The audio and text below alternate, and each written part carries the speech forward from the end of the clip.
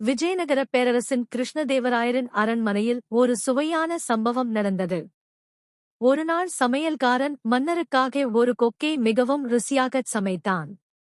அதன் மணம் அவனைத் தூண்டவே, மன்னருக்குத் தெரியாமல் கொக்கின் ஒரு காலை மட்டும் எடுத்துச் சாப்பிட்டு விட்டான். உணவருந்த அமர்ந்த மன்னர், தட்டில் இருந்த கொக்கிற்கு ஒரு கால் மட்டுமே இருப்பதைக் கண்டு அதிர்ச்சியடைந்து சமையல்காரனிடம் விளக்கம் கேட்டார். பயந்து போன சமையல்காரன் தன் தவற்றை மறைக்க, மன்னா, நம் நாட்டு கொக்குகளுக்கு பிறப்பிலேயே ஒரு கால்தான் இருக்கும் என்று ஒரு பெரிய பொய்யேச் சொன்னான். மன்னர் அதை நம்பவில்லை என்றாலும், மறுநாள் காலையில் ஆற்றுக்குச் சென்று அதை நிரூபிக்குமாறு சமையல்காரனுக்கு உத்தரவிட்டார். மறுநாள் காலை மன்னரும் தெனாலிராமனும் சமையல்காரனும் ஆற்றங்கரைக்குச் சென்றனர்.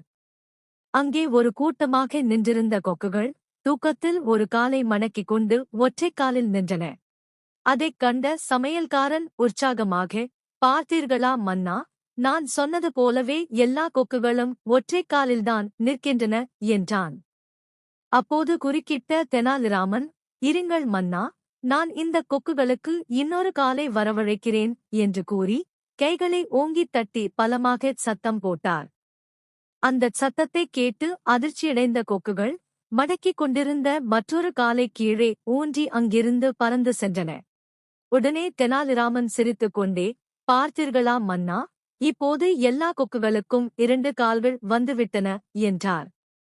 மன்னர் சமையல்காரனை முறைக்கவே, அவன் நடுங்கிப் போய் நின்றான்.